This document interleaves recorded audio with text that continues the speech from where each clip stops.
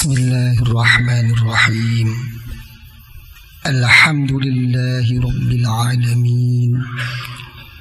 Wabihi nasta'inu ala umuri dunya waddin. Wassalatu wassalamu ala ashrafil anbiya wal mursalin. Sayyidina wa habibina wa syafi'ina wa qurrati a'yunina wa maulana Muhammadin wa ala alihi wa sahbihi ajma'in. Qalu subhanaka la ilma lana illa ma 'allamtana innaka antal alimul hakim. Rabbi shrah li sadri wa yassir li amri wahlul 'uqdatam min lisani yafqahu qawli bi rahmatika ya arhamar rahimin. Wala hawla wala quwwata illa billahil aliyyil azim. Amma ba'du. Di dalam Al-Quranul Karim, Allah Subhanahu wa Ta'ala telah berfirman, "Wa ma khalaqtul jinna wal insa illa liya'budun." Secara ringkas, tidak ada lain di dalam saya menjadikan jin dan manusia itu kecuali hanya semata-mata untuk mengabdi, menghambakan diri kepada saya. Setengah daripada tafsir mengatakan agar ma'rifah, mengerti, menyadari tentang siapa hakikat atau jati dirinya dan siapa yang sebenarnya Allah Subhanahu wa Ta'ala sebagai Tuhannya. Kalau sudah beribadah, Allah Ta'ala berfirman lagi, "Wa ma umiru illa liya'budullaha mukhlishina lahuddin hunafa." Dalam firman yang lain Allah Ta'ala berfirman, "Fa'budillah mukhlishan lahuddin."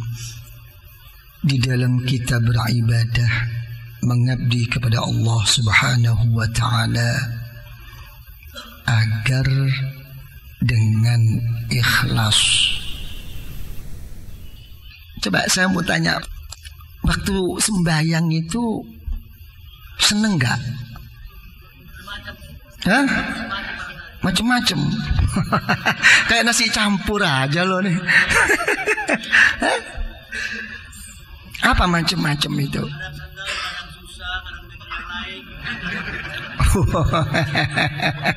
Kadang seneng, kadang susah, kadang mikir yang lain. Nah, coba kalau saya tanyakan sekarang, seneng susahnya itu ngambil dari mana? Hah? Keadaan hati waktu itu. Mengadakan dirinya sendiri kepada Allah, apa mengadakan dari luar ke dirinya? Dari luar. Wong pasar dibawa, kantor dibawa. Kapan mau menghadap kepada Allah? Ya kan ya, kenapa tidak membawa kepada dirinya? Ya, dalam satu dialog setiap orang membaca Fatihah itu, ya kan ya, setiap alhamdulillahi rabbil alamin. Kalau memang dirinya betul menghadap kepada Allah, langsung dijawab oleh Allah, "Shadaqa abdi." Kata Allah, benar, dia benar, betul-betul hamba saya. Ini enggak, yang dari luar dimasukkan, yang biasanya nggak perlu diingat jadi ingat. Ya, apalagi yang perempuan, ini di mana Allahu Akbar. Kudung saya di mana tadi ya? Tadi nggak ingat jadi ingat. Iya, ini yang namanya campur aduk. Jadi bukan di situ, itu antar pribadi. Ya, setiap orang salat itu munajah, berbisik. Ya, semata-mata dirinya kepada Allah, bukan memasukkan keluar. Ya kecuali kalau orang itu dipas-paskan dengan problem dirinya sih, ya monggo, yang memang kelasnya di situ. Ya kan ya. Coba kalau nanti problemnya nggak ada, apa kira-kira bisa dibawa? Nggak mungkin. Ya, yang tidak beres-beres dibawa kepada Allah, yang begitu beres nggak dibawa. Apa langsung sambil ngantuk-ngantuk? Lama banget sih imam. Ya, kadang-kadang dari kebiasaan dari kebiasaan keburu. Ya, kadang-kadang nggak sadar lebih dahulu daripada imam. Kalau sampai mempertahankan diri, mempertanyakan dalam dirinya, kok lama banget sih? Itu sering apa tidak? Ya semoga sering-sering teruslah. Ini hati-hati nanti pelan itu. Ini harus diketahui tentang niat. Ini kenapa semua ini kenapa? Karena satu saja. Karena tidak adanya kemauan. Ya. Nah, kalau memang sudah tidak ada kemauan tuh bagaimana? Kok masih tetap melaksanakan ibadah kepada Allah? Karena di dalam beribadahnya kepada Allah itu didorong apa? Merasa didorong oleh suatu kewajiban. Mau menghormat, mau memuliakan. Kalau ada kemauannya, ada kepentingan, atau memang ada yang perlu ditakuti. Tapi coba lepas daripada itu. Ya, jadi hakikatnya niat itu apa? Al-iradah. Ya, ada satu kemauan. Makanya dalam satu ayat lain diberi satu label oleh Allah. Apa kata Allah? La yukallifullahu nafsan illa wus'aha. Allah Ta'ala tidak akan memaksa kok kepada siapapun kecuali mengikut apa yang menjadikan kemampuan dan kelapangannya. Karena itu di waktu-waktu oleh Allah. Zuhur kapan, asar kapan, maghrib kapan, diberi waktu-waktu oleh Allah. Tapi kita larut, nantilah, anulah. Itulah. Jadi kalau udah begitu apa? Kira-kira kalau udah begini secara kasar lah, maaf aja, menomorduakan Allah apa tidak? Tapi salah tak ya? Enggak salah. Namanya orang, tapi jangan kepanjangan deh. Gitu loh. Jadi kalau sudah menyadari ini, baru ada kemauan. Kalau orang itu sudah ada kemauan, nggak ada masalah semuanya ini. Jadi motif ya, adanya ketidakkesungguhan, kekhusyuan kepada Allah itu karena tidak adanya kemauan. Ya seperti yang sering saya utarakan. Nah, kira-kira kawin paksa itu enak nggak? Enak. Kok bisa nggak enak? Wong itu sesuai dengan hawa nafsu kita kok. Karena kepaksa. Nah ini nanti kalau saya teruskan ini menyangkut ke makbul ini, nanti menggo ini ikhlas. Jadi apa? Adanya suatu niat itu apa? Adalah timbulnya suatu kemauan. Karena itu dalam Al-Quranul Karim sampai Rasulullah Sallallahu Alaihi Wasallam apa diberi firman oleh Allah, wala tatrudil ladzina yad'una rabbahum bil ghadati wal 'ashi yuriduna wajha Muhammad. Kamu jangan sekali-sekali menolak. Ya, kata-kata menolak itu banyak. Bisa mengusir, bisa menghalau, bisa tidak menganggap, bisa mensepelekan. Kan ada gitu kan? Ya. Terhadap orang-orang yang berdoa, orang-orang yang pagi hari dan sore berzikir, berdoa kepada Allah. Yang diinginkan apa? Yuriduna wajhah, hanya semata-mata zat Allah. Ini yuriduna ini yang dinamakan niat. Banyak kadang-kadang orang tuh nyepelekan ini. Ya kan ya? Kadang-kadang ya subhanallah. Ya, ini subhanallah saya katakan itu apa? Ya. posisi kedudukannya, ya, posisi keberadaannya itu kadang-kadang itu duduk dengan orang-orang yang berzikir kepada Allah sudah merasa berbeda, merasa lain. Ya, saya siapa? Saya mesti duduk di daratan ini. Hati-hati nih. Ya, untuk menghadap kepada Allah itu tidak ada deratan-deratan untuk si ini itu tuh nggak ada. Ya, sama dengan soft sholat.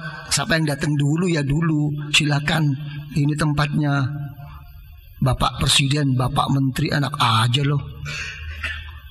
Nggak ada begitu-begitu tuh.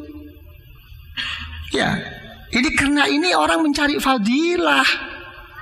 Ya, malah dalam hukum fikih kalau sampai ada orang yang nggak ada sejadahnya ada, buang aja. Enak emangnya lo yang punya kaplingan ini. Ya, ini jangan sampai menimbulkan suatu apa lain daripada dirinya. Apa? Makanya dalam satu ayat yang lain tentang menunjukkan bahwa niat itu adalah iradah. Ya. Rasulullah Shallallahu Alaihi Wasallam diberi satu firman oleh Allah, wasbir. Nah, coba nafsaka ma'al ladzina yad'una rabbahum bil ghadati wal 'ashi yuriduna wajha. Tapi kalau kamu sudah di samping kamu jangan menolak, jangan mensepelekan Muhammad, ya, kumpul yang sabar. Ya, disuruh sabar. Kenapa? Karena ada sesuatu di situ, ada sesuatu yang tidak sesuai dengan hawa nafsu.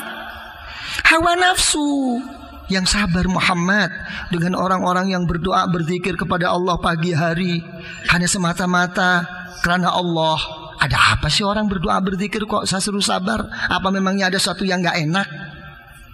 Ada sesuatu yang nggak pantas? Ya.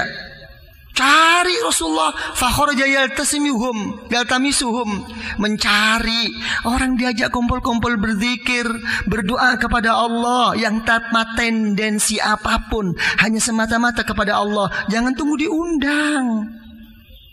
Ya, Rasulullah tuh mencari. Ini enggak ada undangan, yai, enggak ada jemputan, kayak resepsi aja loh. Ya? Coba mau ke surga apa enggak? Apa Anda itu ingin ke surga tunggu disuruh? Surganya mau, ya, masuknya mau, pintunya nggak dimasukin. Mencari, Rasulullah tuh mencari, ada apa. Ya kan ya?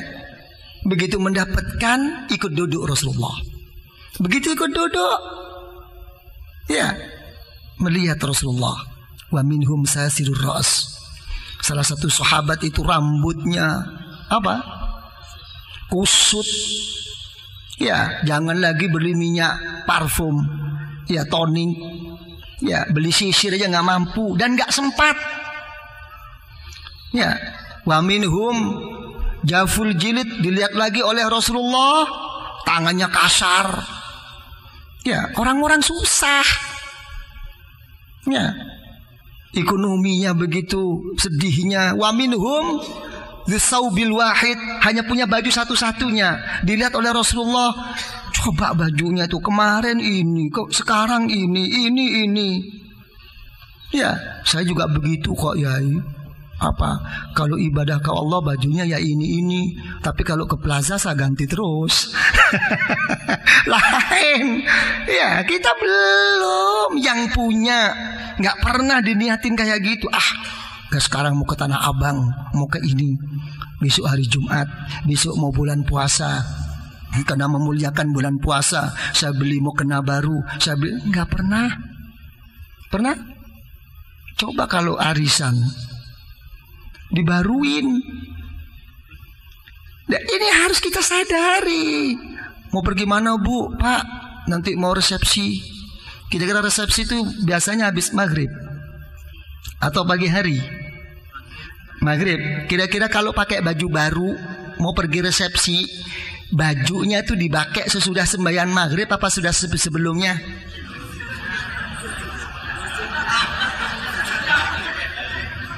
Kita pertanyakan. Pernah kalau kita mau pergi, ya, mau sembayang sekalian deh, mau ganti baju baru sembayang langsung pergi. Jarang, mesti nanti sesudah sembayang baru pakai ganti baju baru. Dipercantiknya sampai apa? Ya betul apa tidak? Ditanyakan karena apa? Takut kusut. Kusut sembahyang, kusut kepada Allah nggak mau. Ya, tapi kusut sama mikrolet mau. Ya, ini kita pertanyakan, nggak sadar kan? Nggak sadar jadi satu. Sembayang, ya ini celana ke kantor, celana cari uang, ya ini celana nonton, ya ini celana untuk pacaran, ya ini celana untuk Jumatan. Bingung malaikat. Apa nggak baik? Apa salah ya? Nggak ngomong soal salah. Ya, jangan ngomong tentang syariat. Torekot itu nggak bahas tentang syariat. Syariat itu pasti harus dipenuhi. Ini masalah kesempurnaan kok. Ya, ini Rasulullah. Ya, begitu melihat bajunya nggak pernah ganti-ganti, nangis Rasulullah. Nangis di samping bahagia. Alhamdulillahilladzi ja'ala fi ummati. Kata, wa amaroni an asburu nafsi ma'ahum. Ya Allah, ya Allah, ya Allah, segala puji bagimu ya Allah. Engkau telah menjadikan umatku ya Allah begitu susah, begitu melarat menderitanya ya Allah, tapi masih menyempatkan diri untuk berzikir, beribadah kepadamu ya Allah. Dan alhamdulillah yang kedua kali ya Allah. Kenapa? Aku engkau suruh agar bersabar mau berkumpul-kumpul dengan mereka. Di ayat itu sudah dikatakan, Muhammad kamu jangan menolak, jangan mensepelekan, ya, jangan mengejek, jangan menganggap rendah, dan kamu yang sabar bersama mereka Muhammad, yang berdoa berzikir pagi dan hari. Kenapa Al-Quran mengatakan pagi dan hari? Pagi dan sore hari, kenapa? Kira-kira pagi itu waktunya cari duit apa enggak? Waktunya cari kehidupan apa enggak? Waktunya ada urusan apa enggak? Ya. Terus waktu sore hari, apa waktunya capek apa enggak? Tapi di sini ditekankan oleh Allah Subhanahu wa taala, tinggalkan itu semua dulu. Apalagi cuma sebulan sekali, apalagi 2 bulan 3 bulan sekali, apalagi 1 minggu, apalagi 1 tahun sekali. Masa kita tidak menyempatkan diri? Keterlaluan, mau nurutin sibuk. Mana orang gak sibuk? Makin kaya makin tinggi, kedudukannya makin sibuk kok. Kira-kira kita lebih banyak mana orang-orang yang begitu maju bisnisnya, begitu tinggi kedudukannya? Lebih banyak mana di rumahnya dengan di luar rumah?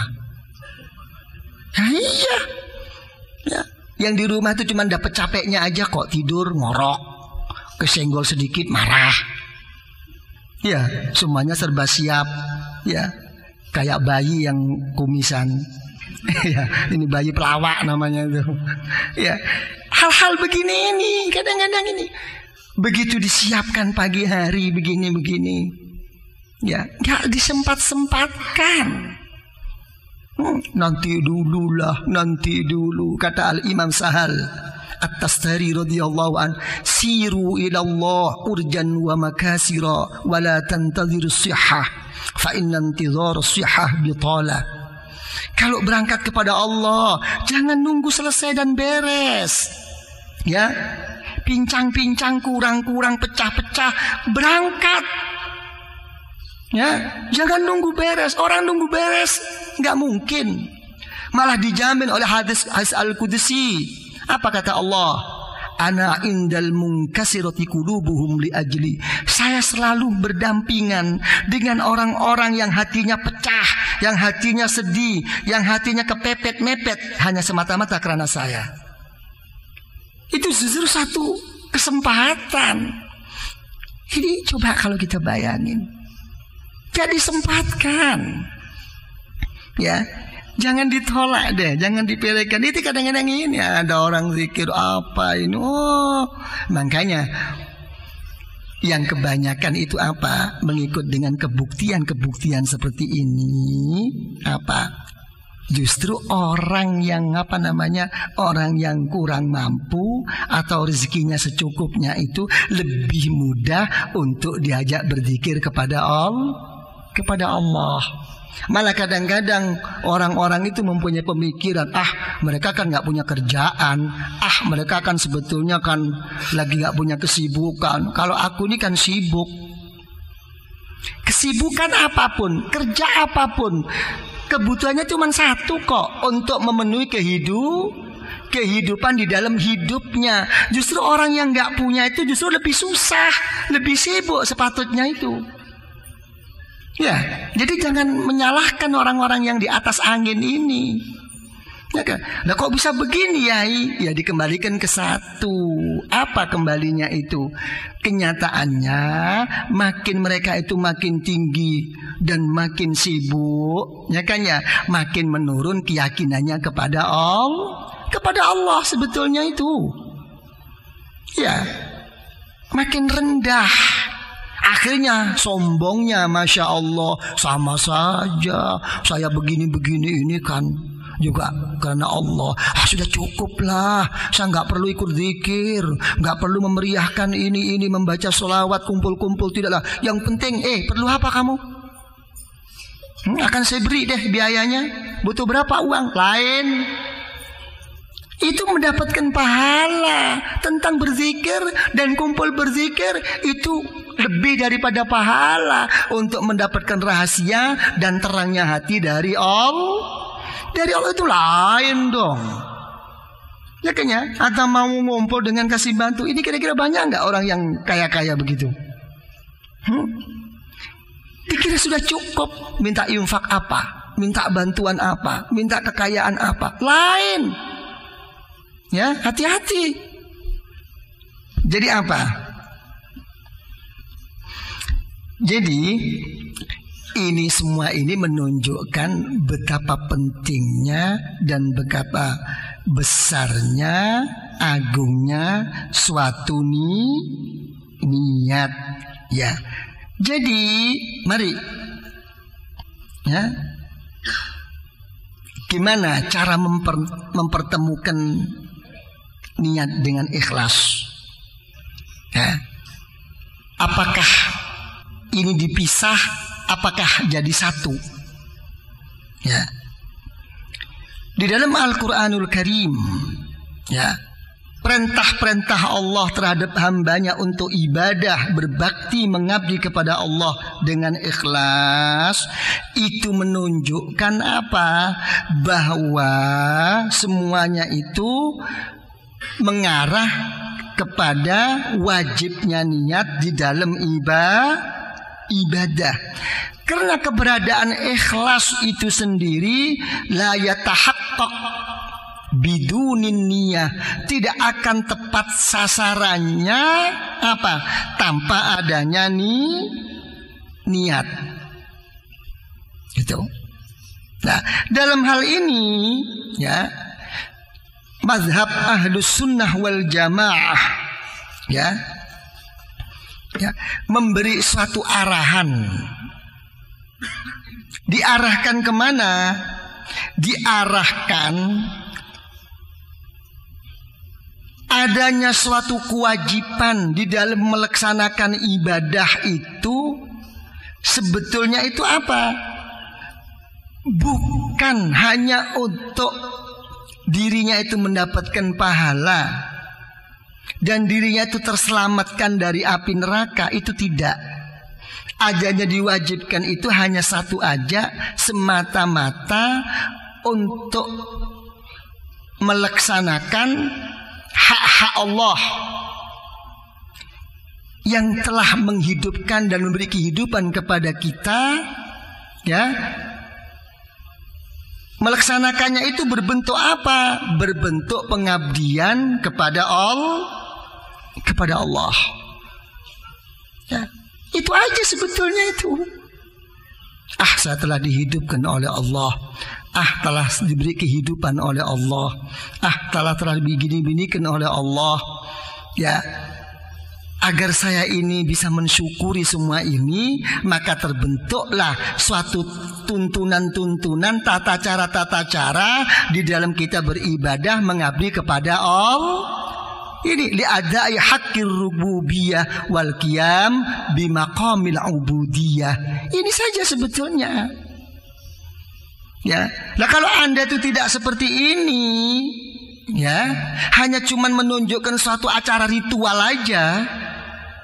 Ya, pokoknya saya begini, pokoknya pentingnya saya melaksanakan ini secara zahir, itu tidak bisa diterima oleh Allah. Dalam Al-Quranul Karim dikatakan oleh Allah, la yanalallaha luhumuha wala dima'uha walakin yanaluhu taqwa minkum.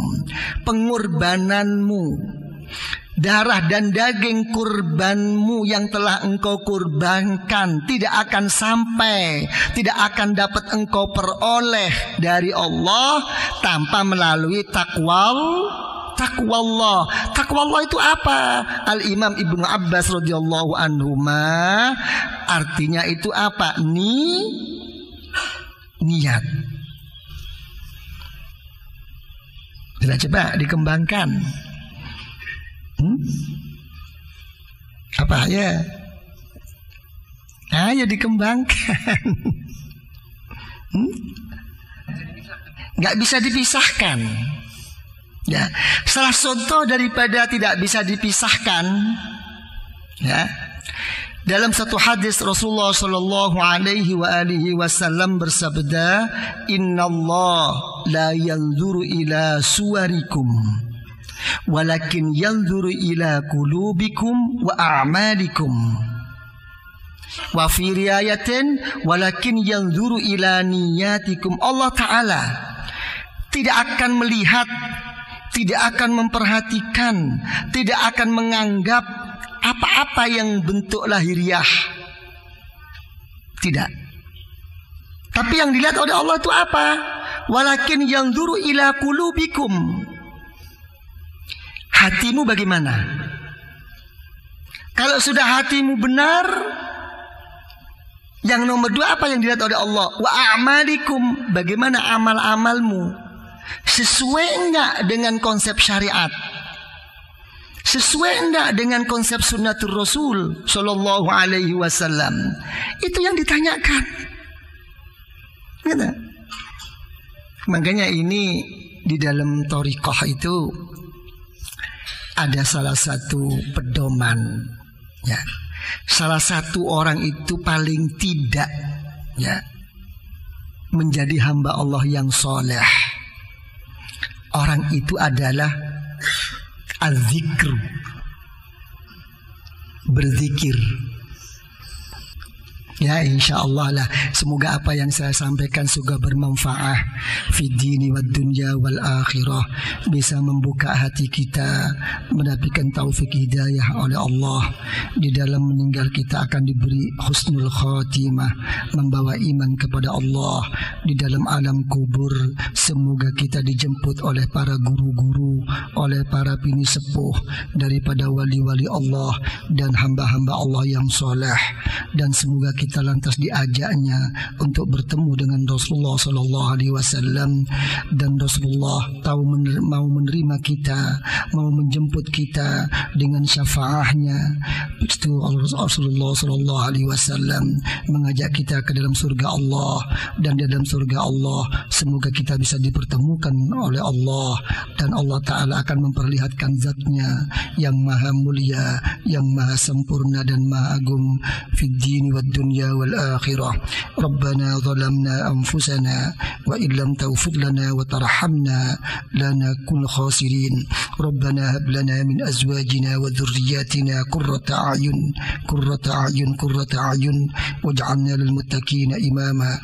Rabbana la tuzigh qulubana ya Allah ba'da idh hadaytana wa hab lana min ladunka rahmah innaka antal wahhab. Wafri 'alaina sabra وافرغ علينا صبرا وتوفنا مسلمين. ربنا آتنا في الدنيا حسنة وفي الآخرة حسنة وقنا عذاب النار وادخلنا الجنة مع الأبرار وأمدنا النظر لوجهك الكريم يا عزيز يا غفار يا رب العالمين. وصلى الله على سيدنا محمد النبي الأمي الشافع المشفع الشافع المشفع الشافع المشفع وعلى آله وصحبه وسلم والحمد لله رب العالمين بحق وسر ونور الفاتحة.